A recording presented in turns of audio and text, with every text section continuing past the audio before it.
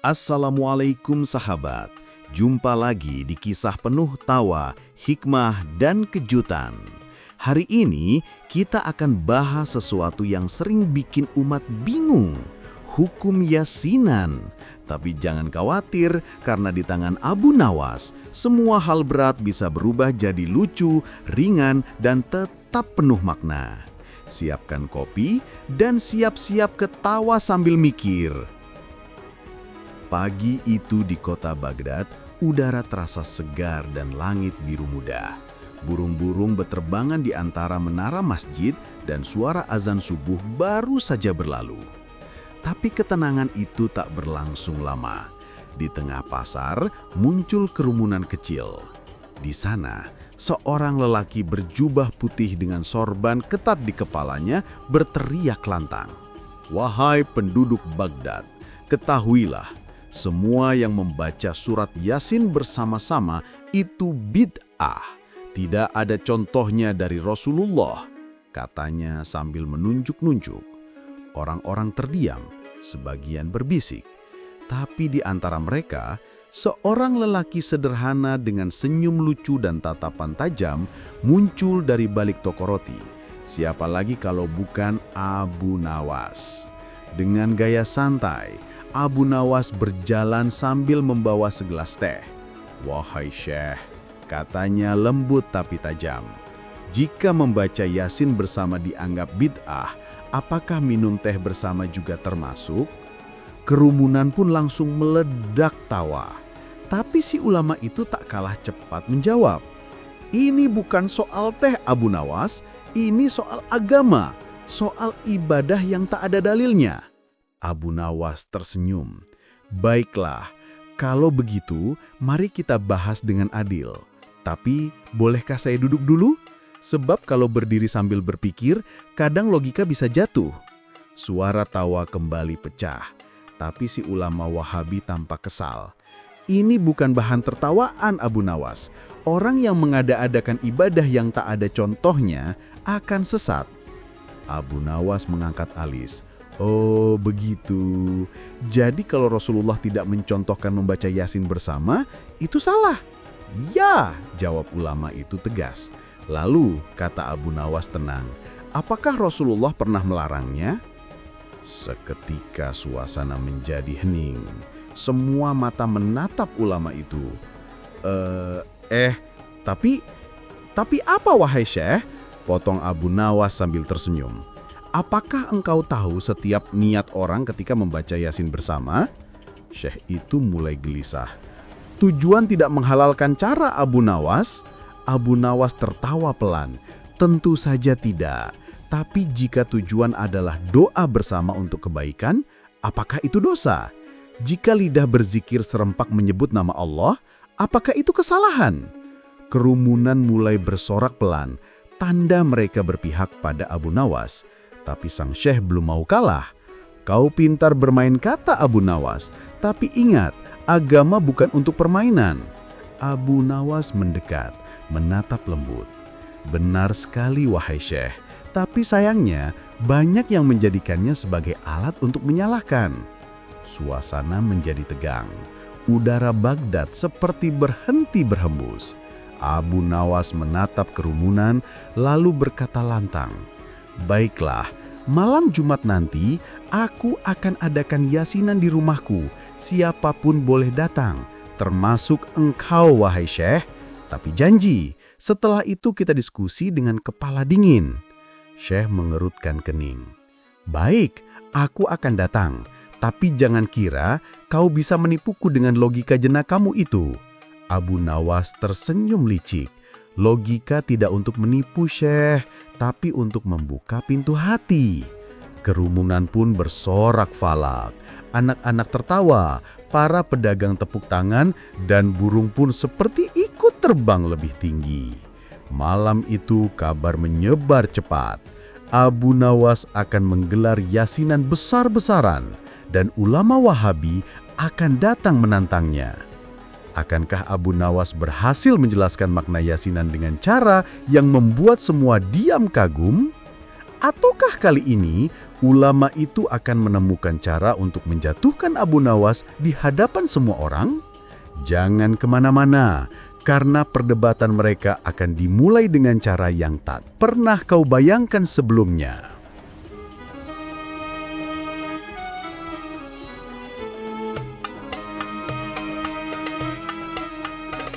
Malam Yasinan yang bikin heboh Baghdad.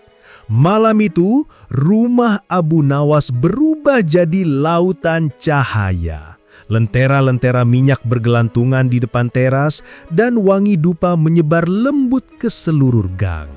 Di depan pintu, terlihat tikar-tikar pandan digelar rapi, disiapkan untuk para tamu. Para tetangga sudah berdatangan dengan membawa makanan.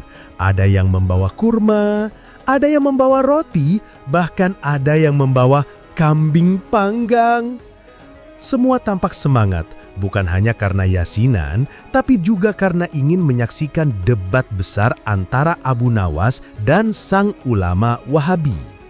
Di tengah keramaian itu, Abu Nawas tetap tenang.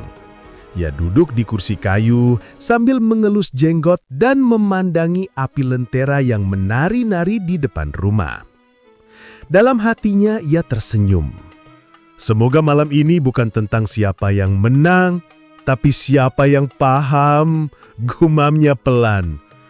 Tak lama kemudian, dari kejauhan terdengar suara langkah berat. Orang-orang menyingkir. Seorang ulama berjubah putih muncul, berjalan tegak dengan ekspresi serius. Ia diikuti beberapa murid yang membawa kitab besar. "Assalamualaikum, Abu Nawas," sapanya datar.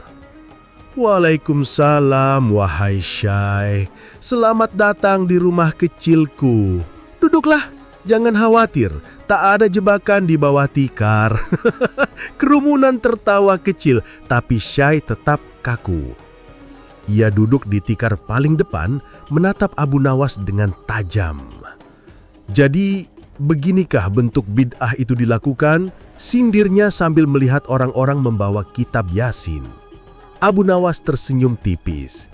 "Tenang saja, wahai Syekh, kami belum mulai. Tapi kalau engkau mau, aku persilahkan untuk membuka acara ini." "Baik," kata Syekh sambil berdiri. "Wahai penduduk Baghdad, ketahuilah bahwa ibadah tidak boleh dilakukan tanpa contoh dari Rasulullah. Membaca Yasin secara berjamaah adalah perbuatan baru dalam agama. Siapa yang mengada-adakan perkara baru, maka tertolak." Beberapa orang mulai berbisik. Tapi Abu Nawas tetap duduk santai sambil menghirup tehnya. Selesai Syekh bicara, Abu Nawas berdiri dan berkata pelan, "Wahai Syekh, aku sepakat bahwa agama tidak boleh ditambah-tambah, tapi aku ingin bertanya satu hal kecil saja." "Silakan," jawab Syekh mantap. "Apakah engkau pernah melihat Rasulullah menggunakan mikrofon saat khutbah?" "Tentu tidak," jawab Syekh cepat. "Lalu mengapa engkau menggunakannya di masjidmu?" Kerumunan meledak tawa. Syekh berusaha tetap tenang. "Itu alat bantu Abu Nawas, bukan bagian dari ibadah." "Oh, jadi yang penting adalah niat dan tujuan, bukan bentuknya, betul?" Syekh mengerutkan alis. "Tentu saja niat itu penting." "Kalau begitu," lanjut Abu Nawas lembut, "bukankah Yasinan juga niatnya untuk berdoa dan mendoakan, bukan menambah syariat?" Hening. Semua mata tertuju ke Syekh. Abu Nawas melanjutkan, "Wahai Syekh, kami tidak membuat agama baru. Kami hanya berkumpul membaca kalam Allah bersama-sama agar hati kami tenang, agar doa kami sampai pada yang telah tiada." Syekh menjawab dengan suara agak meninggi, "Tapi tidak ada dalilnya." Abu Nawas tersenyum. "Apakah semua kebaikan harus tertulis untuk dianggap baik, wahai Syekh? Bukankah Rasulullah bersabda, barang siapa menunjukkan pada kebaikan, maka ia mendapat pahala seperti pelakunya?" Suasana berubah. Orang-orang mulai mengangguk. Bahkan beberapa murid Syekh saling pandang dengan ragu. Abu Nawas menatap sang ulama dengan tatapan teduh. "Kami tidak memaksa orang lain ikut Yasinan. Tapi jika niat kami untuk mengingat Allah, apakah salah bila kami melakukannya bersama? Syekh terdiam. Untuk pertama kalinya, wajahnya tak setegang tadi. Abu Nawas menepuk pundaknya pelan. Jangan takut pada perbedaan cara, wahai Syekh. Tak semua yang baru itu buruk. Kadang, sesuatu yang baru bisa menghidupkan semangat lama. Suasana hening, angin malam berhembus lembut. Lalu Abu Nawas mengangkat kitab Yasin dan berkata, "Baiklah, mari kita mulai. Tapi kali ini bukan hanya kami yang membaca. Engkau juga, wahai Syekh, kalau memang ingin tahu maknanya." Syekh menatap Abu Nawas beberapa detik, lalu akhirnya duduk. "Baiklah, aku akan mendengarkan." Abu Nawas tersenyum puas. "Terima kasih, wahai Syekh, karena mendengarkan pun bagian dari ibadah, bukan?" Kerumunan tertawa, tapi kini dengan kehangatan. Dan malam pun dimulai. Suara Yasin berkumandang pelan menyentuh hati siapapun yang mendengarnya. Bahkan sang syekh yang tadi marah, kini mulai menunduk. Entah karena malu atau karena tersentuh. Namun yang jelas, malam itu belum berakhir karena sang syekh akan mengajukan pertanyaan yang membuat Abu Nawas harus berpikir lebih dalam daripada biasanya.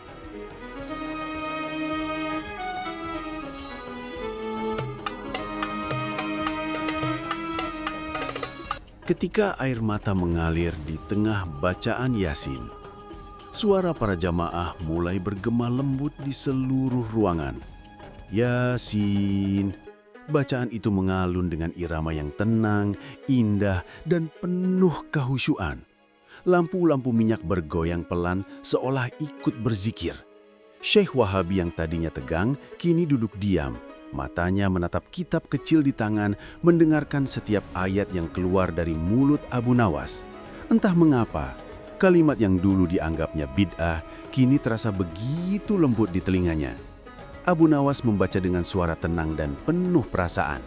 Ketika sampai pada ayat, "Innahu laqaulu rasulin karim," suaranya sedikit bergetar.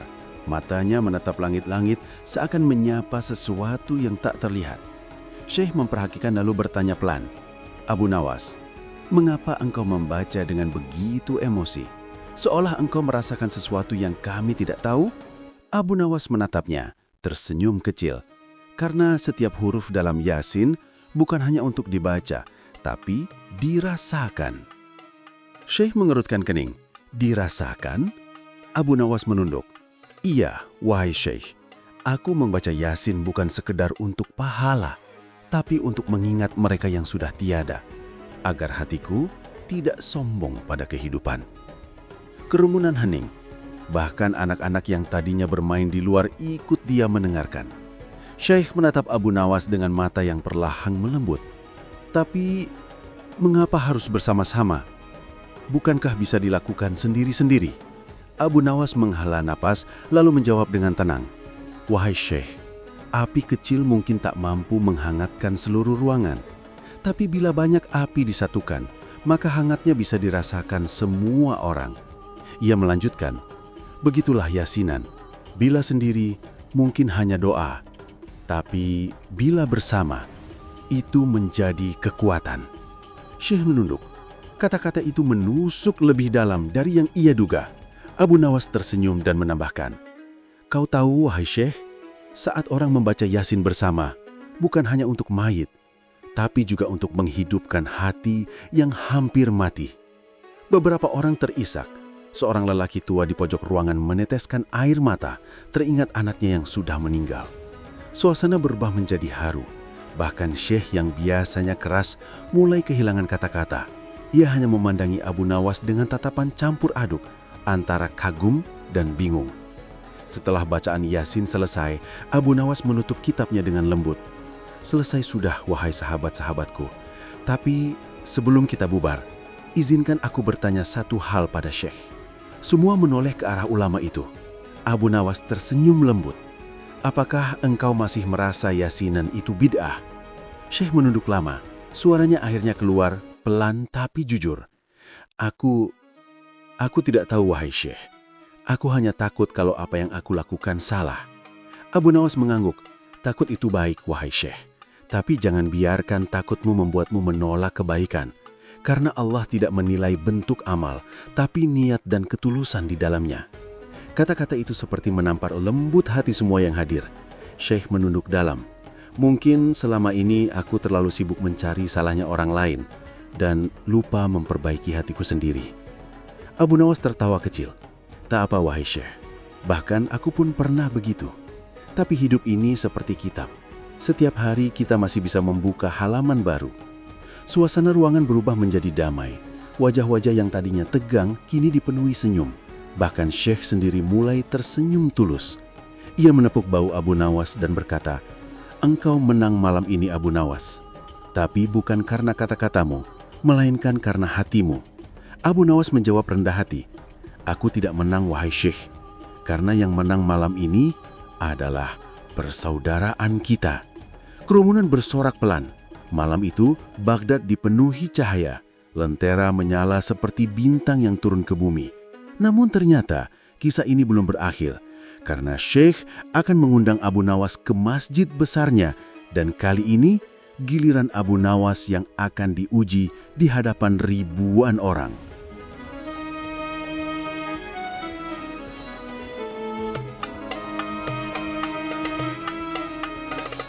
Ujian Abu Nawas di Masjid Besar Baghdad.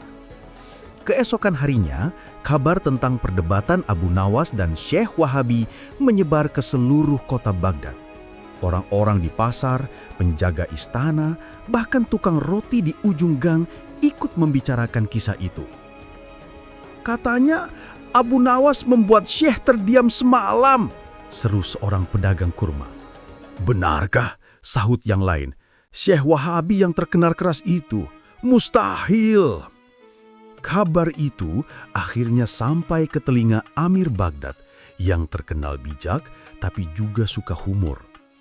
Ia memanggil pengawalnya dan berkata, "Panggil Abu Nawas dan Syekh Wahabi ke istana. Aku ingin mendengar sendiri bagaimana mereka berdebat soal yasinan itu." Namun Syekh dengan nada tegas menolak datang ke istana. "Aku bukan untuk menghibur," katanya.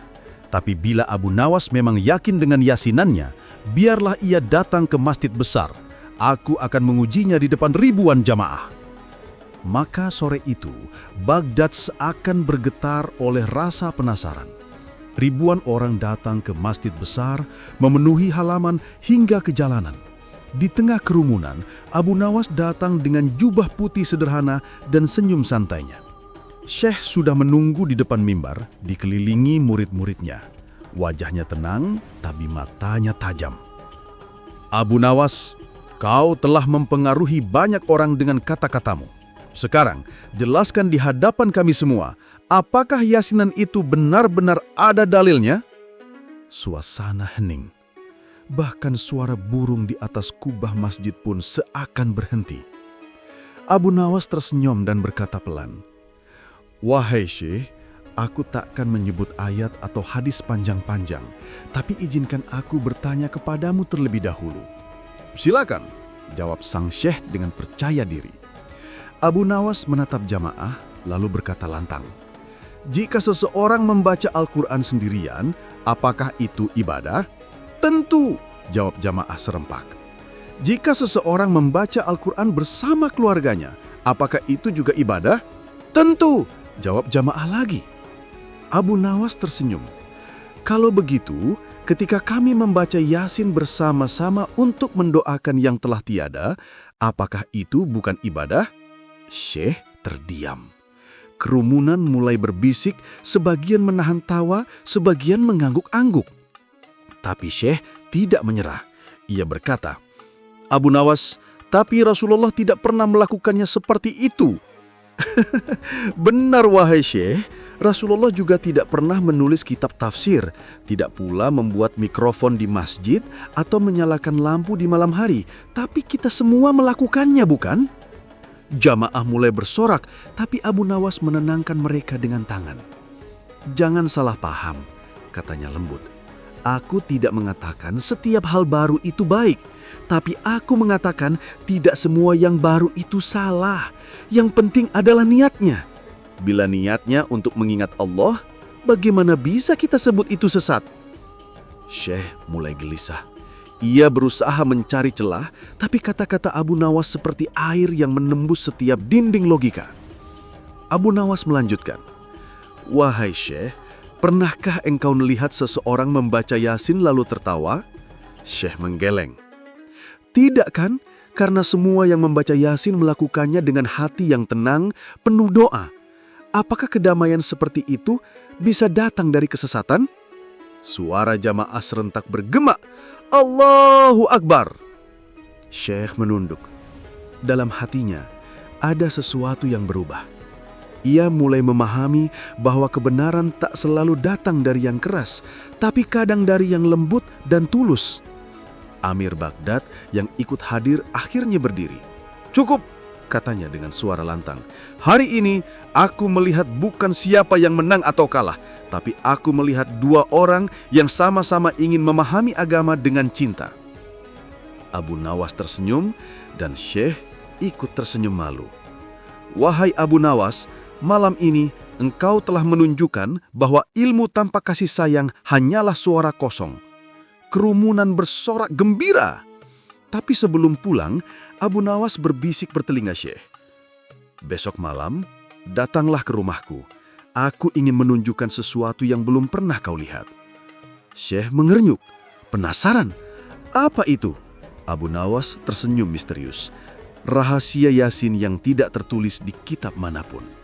Kerumunan terdiam, semua penasaran apa yang dimaksud Abu Nawas. Dan malam itu pun, legenda baru pun dimulai.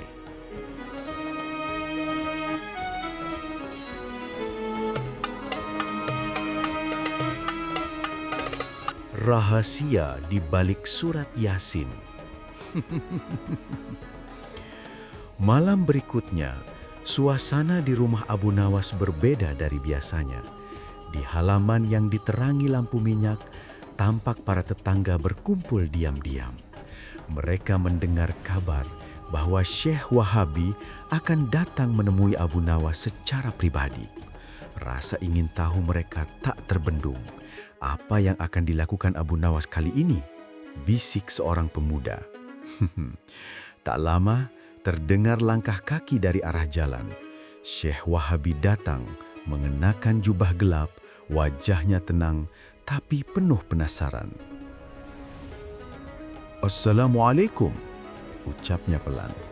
"Waalaikumsalam," jawab Abu Nawas sambil tersenyum lebar. "Selamat datang wahai Syekh.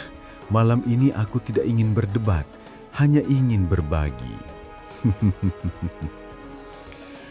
Mereka berdua duduk di serambi rumah, ditemani secangkir teh hangat dan suara jangkrik malam. Di tengah mereka terletak sebuah mushaf kecil yang sudah agak lusuh. Abu Nawas mengelus sampulnya dengan lembut, lalu berkata, "Wahai Syekh, tahukah engkau mengapa banyak orang mencintai Yasin?" Syekh menatapnya dengan tenang, "Karena mereka menganggapnya sebagai hati Al-Quran." Abu Nawas mengangguk, "Benar, tapi apakah engkau tahu mengapa ia disebut hati?" Syekh menggeleng. Abu Nawas tersenyum lembut. Karena ketika dibaca dengan hati, ayat-ayat Yasin menggetarkan sesuatu yang tak bisa dijelaskan oleh logika. Ia membuka mushaf dan mulai membaca perlahan. "Yasin wal Qur'anil Hakim." Suaranya lembut, penuh penghayatan, seolah membawa cahaya di udara. Beberapa tetangga yang mengintip dari balik pagar ikut meneteskan air mata. Syekh, yang biasanya keras dan tegas, tiba-tiba merasakan sesuatu dalam dadanya yang sulit dijelaskan. Tenang, damai, dan hangat. Abu Nawas berhenti membaca dan menatapnya. "Lihat, wahai Syekh, aku tidak menambah-nambahi agama, aku hanya mencoba memahami keindahan yang sudah ada. Yasinan bukan untuk menyaingi sunnah, tapi untuk menghidupkan cinta kepada Al-Quran di tengah orang-orang yang kadang lupa membacanya."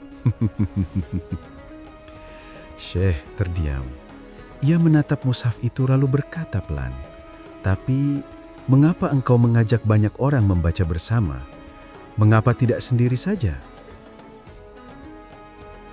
Abu Nawas tersenyum lembut, karena jika satu lilin menyala, sinarnya kecil. Tapi jika 100 lilin menyala bersama, malam menjadi terang. Begitu pula doa. Semakin banyak hati bersatu, semakin kuat cahayanya naik ke langit. Ucapan itu membuat Syekh menunduk lama. Ia menyadari selama ini dirinya terlalu sibuk mencari kesalahan hingga lupa mencari hikmah. Membaca dengan nada lembut, "Wahai Syekh, agama bukan hanya tentang benar atau salah, tapi juga tentang rasa kasih. Rasulullah pun berdakwah dengan kelembutan, bukan dengan kemarahan." Syekh menatap Abu Nawas, lalu tersenyum untuk pertama kalinya. "Engkau benar, Abu Nawas. Mungkin aku terlalu sibuk berdebat hingga lupa merasakan." Abu Nawas tertawa kecil. "Kau tidak sendiri, wahai Syekh. Bahkan aku pun masih belajar agar hatiku tidak sombong." Suasana menjadi hening. Angin malam berhembus pelan, seolah membawa doa ke langit Baghdad. Lalu, Abu Nawas berkata lagi, "Wahai Syekh, malam ini mari kita baca Yasin bersama, bukan untuk yang mati, tapi untuk hati kita yang kadang mati karena ego." Syekh tertegun. Air matanya menetes tanpa sadar. Ia membuka mushaf dan mengikuti bacaan Abu Nawas dengan suara bergetar. Tetangga-tetangga yang mendengar dari luar pun ikut membaca. Dan malam itu, suara bacaan Yasin menggema lembut di seluruh gang kecil Baghdad. Tak ada perdebatan, hanya kedamaian. Ketika bacaan selesai, Abu Nawas menatap langit. "Lihatlah wahai Syekh, bukan hanya bumi yang mendengar doa kita, tapi juga langit yang tersenyum." Syekh mengangguk pelan, menahan tangis. "Mulai malam ini, aku tidak akan lagi melarang orang membaca Yasin bersama, karena aku telah merasakan sendiri indahnya cahaya itu." Abu Nawas tersenyum hangat. "Alhamdulillah, kadang kebenaran tidak datang dari banyaknya dalil, tapi dari ketulusan hati yang mau mendengar." Dari kejauhan, azan subuh mulai berkumandang. Abu Nawas berdiri, mengangkat tangannya dan berkata, "Ayo wahai Syekh, mari kita lanjutkan ibadah bukan dengan perdebatan, tapi dengan rasa syukur."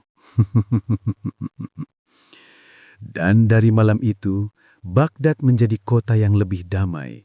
Yasinan tidak lagi diperdebatkan, tapi dijadikan pengingat bahwa setiap amalan, sekecil apapun, bisa bernilai besar bila dilakukan dengan cinta. Dari kisah Abu Nawas, kita belajar bahwa ilmu tanpa kasih hanyalah kebanggaan kosong, tapi cinta tanpa ilmu hanyalah semangat tanpa arah. Maka, satukan keduanya dan dunia akan bersinar dengan cahaya hikmah.